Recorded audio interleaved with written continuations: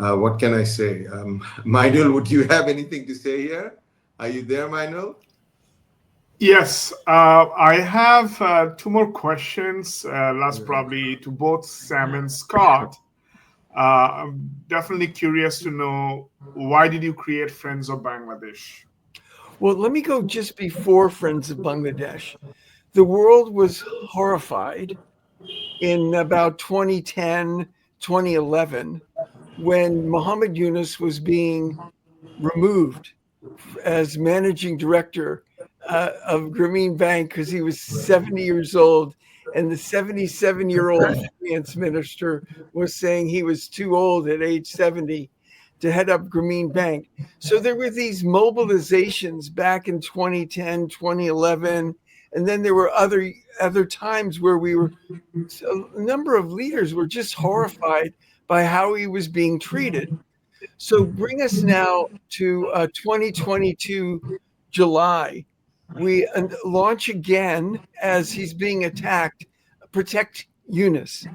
And so from July of 2022, Protect Yunus meets every week, every week for, well, in July this year, it'll be 3 years, to strategize ways to lift up his case.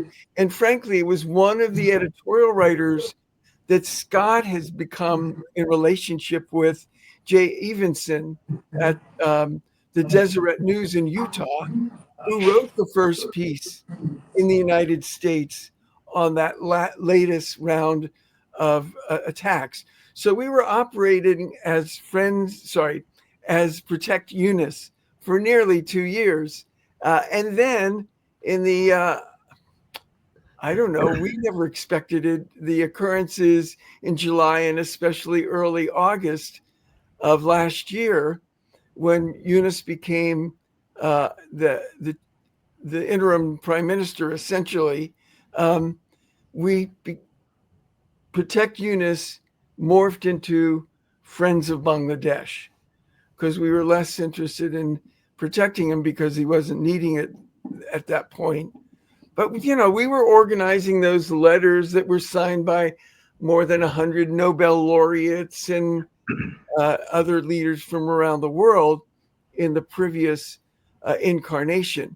And so, so that gives you a sense of where Protect Yunus came from, Scott, do you have any context here? where Friends of Bangladesh came from. Yes. Jay Evenson, who Sam mentioned, I first took Yunus to meet Jay in 1997 when Yunus was here in Salt Lake City. And so Jay was immediately taken with Yunus's story. And whenever Yunus would come to town, I would take Yunus down to meet with him. And then when we couldn't get any Western media to report about the danger that Yunus was facing of imprisonment, we couldn't, all the Western media was, they were pretty much, well, let us know when he's in jail and then we'll write about it. And so we wanted to prevent that. And so we went to Jay and he wrote about it. And nowadays, you get something printed anywhere and it can be magnified on social media. So that's what happened. His editorial was retweeted and got visibility, and that started the ball rolling. And so the Deseret News, his bosses, became aware of the role that they had played with helping protect Yunus. And so they actually sent, which is kind of unheard of, sent Jay and a photographer to interview Yunus on February 26th of this year at the Jamuna guest house, as you can see in the pictures there. Awesome. My next question is, can you tell us a little bit more about how Friends of Bangladesh working in a post-July Revolution era, to both of you? Yeah, well, the bottom line is that we're constantly looking for ways that we can support Bangladesh 2.0 and the new vision for the country. One of the things, and I think you might put this in the program notes, that the Martyrs Fund for those who were killed in the revolution, those who were the families of those who were killed, for those who were injured in the revolution. The Martyrs Fund set up in Bangladesh, I believe Muhammad Yunus is the chair of the Martyrs Fund, is providing funds to those who were injured or killed in the revolution. So one of the things that we've done is we've arranged for your ability to get tax deductible, to donate tax deductibly in the United States, Australia, Germany, the United Kingdom, and the like. And you of course you can contribute to the Martyrs Fund from any country. It's just that certain ones you would also get a tax deduction.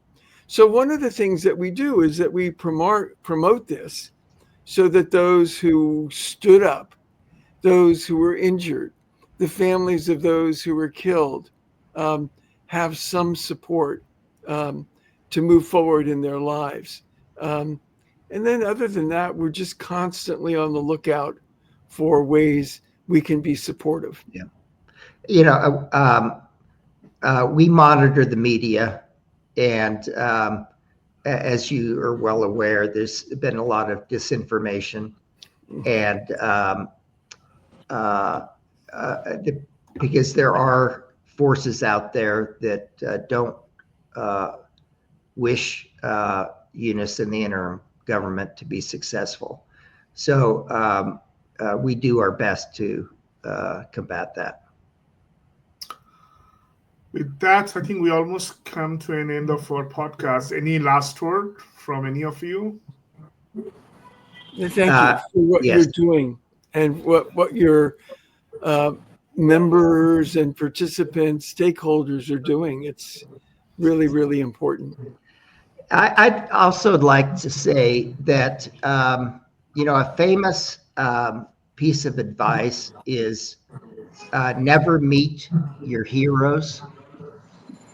And I think many of us have done that, and it's fallen flat. Let's put it. It's hard to live up to expectations for many of us. But I can tell you, I've known Yunus for more than 3 decades. He's the real deal. And he walks the talk. He's the real thing. I believe that he is Hegel talked about world historic figures. I believe he's one of those. I think he's the Gandhi, the Martin Luther King of our time. So I'm extremely proud to be his friend, and Bangladeshis can be very proud of him, and he's just a jewel and a patriot. Beautiful, beautiful last words. Thank you so much. Sam, do you want to add anything else to this? No, or? I think Scott said it well, and we're grateful to be with you. Thank you so much. I really appreciate both of you, giving us this time and telling us these wonderful stories. And these were, to me, at the end, it wasn't just stories anymore. Some of these were inspirations to us. especially the questions that I asked you about what the students could take away, not the students, basically the youth could take away. But I think us Alliance members are gonna learn a lot from your, the points, your giveaways. I mean, that's fantastic. So thank you again, both of you. And Mainul, with that, would you like to close and say some last? Yes.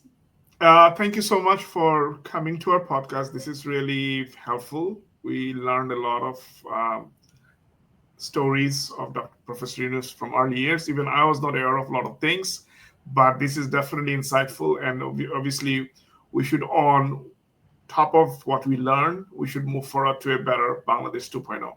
With that, let's wrap up this conversation. Thank you again for joining to our podcast, everybody. Thank you. Bye. Thank you.